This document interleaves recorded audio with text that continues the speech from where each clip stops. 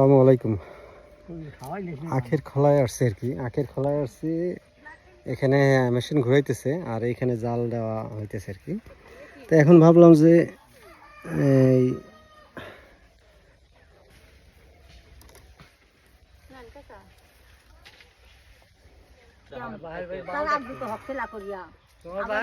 আখের রস এই আর কি, আখের রস খাইলাম, লেবু দিয়ে বানানো হইলো আর কি।